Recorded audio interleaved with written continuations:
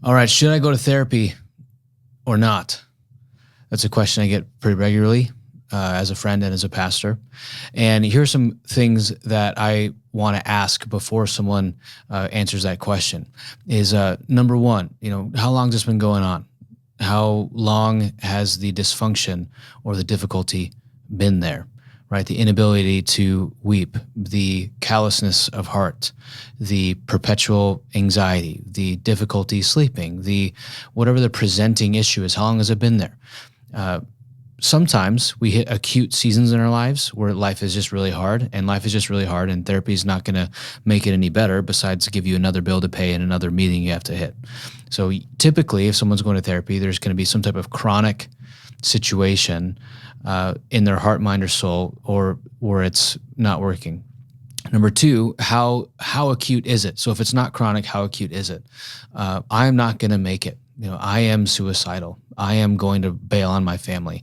My wife said we can't do it like this anymore. Where there's some type of level 10, 9 out of 10 situation where you need kind of acute care, acute intervention, where you're dysregulated and not functioning in a way that's going to explode things. So how chronic is it? How acute is it? I've talked to some people who just have generalized like low grade anxiety, like they're nervous about work. They're able to function in their day to day life. And I'm going, I'm not sure if you need therapy. You're just kind of dealing with the hardness of life. And so how acute, how chronic is the questions. And the third one is who already is in your life that you can talk to about this. Maybe the step of faith that God's inviting you into is to be vulnerable with a friend. I have been struggling with this. I have been feeling like that. I would love your prayer and support as I process through X.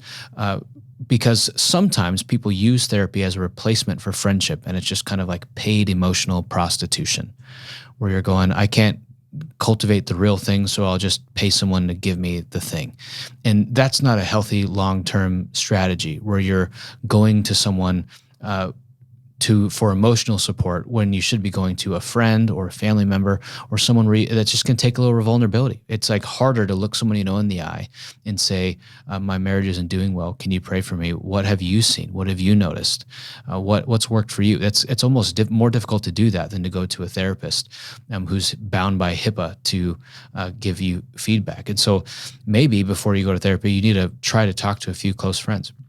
Maybe you're going, I have no close friends. I don't know how to make close friends.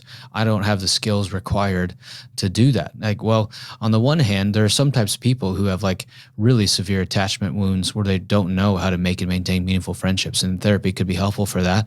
On the other hand, like being able to be aware of that and notice what's going on, that's like part of the ingredients of how to step into a community. Sometimes it's like a trial and error thing. You're going to try to make connections. The next question I'd ask is, what has the Lord been doing in your life as it relates to this issue? Sometimes our anxieties are just triggers to prayer, invitations into what the Lord is doing. Maybe you're being preoccupied with something because God is calling you to something. Maybe there's intrusive thought that you can't get out of your head, and it's bothering you in such a severe way. And maybe that's because you just love that thing or love that person, and that's like a healthy, appropriate deal. Maybe it's just an acute season of grief, and there's nothing wrong with you. There's things that are wrong around you, and therapy is not going to solve your context, but it might aid you in your grief process. You may need a grief counseling program. All that being said, I'm not wholesale against therapy or therapeutic insights. I do think that selecting a therapist can get really dicey, because there are some therapists who will align with your values, who align with your reverence for the Lord, who will support you in your desire to submit to Him, and others that might undermine your thinking or even sabotage some of your desire to be faithful to the Lord. And so the choice to go to a therapist, I do think, is generally courageous. However, I think it's getting less and less courageous because it's so normalized within our culture. It's not a tremendous act of faith for most people to go to a therapist, because more people are accepting of going to a therapist than going to church in some contexts nowadays. And on the other hand, when you're stuck, or when it's severe, or when you're going, I cannot maintain like my internal sense of self because of how overwhelmed I am, like I think going to therapy could be a great tool or resource for that. I do think that using a therapist as a replacement friend is not good, and it's not a good long-term solution for your emotional and spiritual wellness. And so we want to walk with our friends in vulnerability and curiosity. We want to receive care from our friends. We want to be the type of person that there are some people in therapy. I've known this. I've talked to multiple therapists about this, that if they just had one or two attuned, caring, connected friends, they wouldn't need to go to therapy.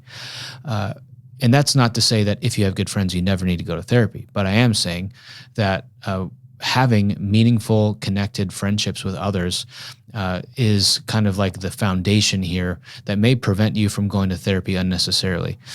All that being said, getting mental health support is a great thing in certain seasons, especially depending on what your childhood origin was like. And I think it's encouraging the way that the culture has shifted on that.